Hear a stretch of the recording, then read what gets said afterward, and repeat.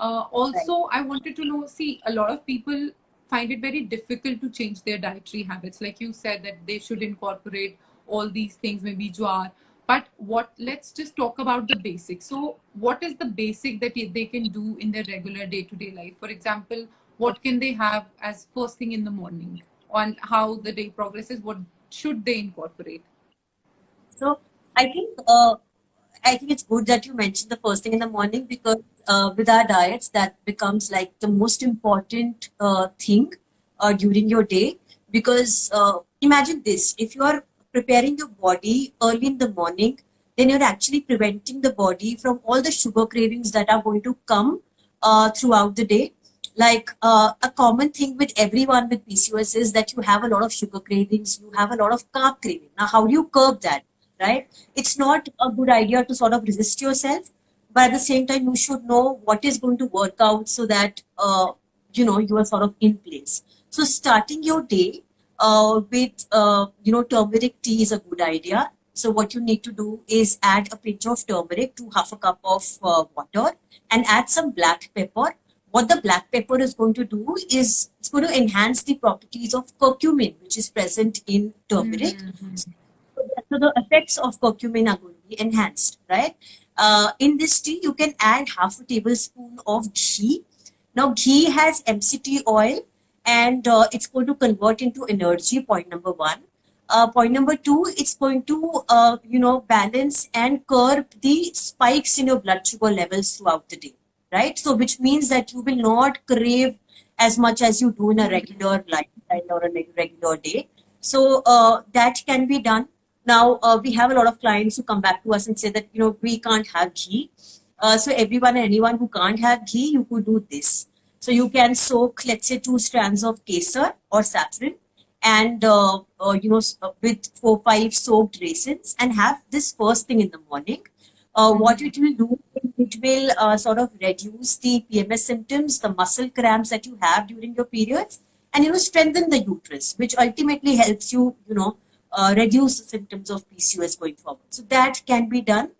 And for anyone who says that they don't have time early in the morning, what I suggested, you simply have lemon water in the mornings to keep your gut alkaline to start your day with. So that's sort of important and can be done with with everyone and anyone. Um, the most important thing is the breakfast. A lot of women who are working skip their breakfast at all. It's not a very good thing to do. If you don't have time, make at least 15 minutes in the morning to prepare yourself something. You could do as simple as cut banana with coconut flakes, grated coconut. This is going to sort of balance the blood sugars with good fats in the body and help you reduce the blood sugar spike in the day. You could do as simple as cut apple with peanut butter or with peanuts simply. But for anyone who has time in the morning, you should definitely have a combination of protein and carbs in the morning. If you're Mm-hmm. not vegetarian, then eggs is the best thing that you can have to start the day, but don't have that bread. You could have your roti, you could have your chila, you could have upma, poha, besan chila, suji chila, dalia. These are all things that are made in our homes very commonly, and it's not something that we have to make an extra effort for. It's just that don't have anything which is ready to eat, including your sugary cereals that we typically have in the morning. Just don't have them. Have anything that's made in the home. Can't be a fried paranta, so that's what you should refrain from. But if you're from South India, so anything from idli to dosa is okay. If you're in North India or anywhere around, simple poha, upma, any kind of chila is fine. And the only thing to remember is that you should have a combination of carbs and protein. So that's more important. Other thing that I want to mention is a lot of women who come to us say that they start the morning very nicely and it's all okay, but somewhere in the middle of the day they crave something extra and they end up having Mm-hmm. or they go to the canteen and sort of have some pakora or what sandwich, whatever is available. Uh, but the most important thing is that you carry some 2 4 dabbas with you. Once you are moving out of your house, It could have dry fruit, it could have makhana, it could have chana, it could have an apple or anything that you can carry easily. You could carry your charge along. So these are little adaptations that you have to do, which are very simple to do. It's nothing much, but you can carry, them with you. Um, One of the things that you should sort of take care of during the day is that you're having probiotics and prebiotics, and you don't have to do anything fancy that comes in the form of packet.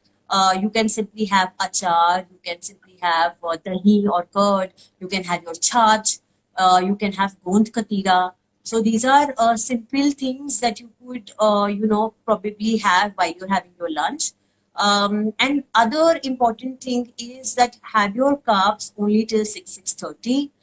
Depending on your sleep cycle, if you're sleeping, let's say at 12 o'clock, then you should, like sort of end your carbs maybe at 7:30, and not have anything to that. But then because we have a lot of these ladies coming back to us and saying that, the whole day went really well, but then suddenly something happened at 11:30 and we went to the fridge and had our ice cream.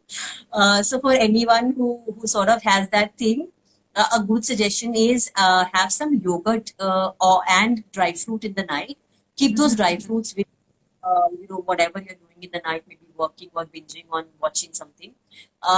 Just have some dry fruits with you and have some nuts. And I think as soon as you start having ghee in your regular day meal, you will start noticing that these sugar cravings late in the night will actually reduce a lot.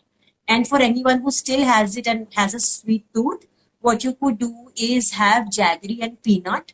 That like, a handful of jaggery and peanut in the night is almost okay.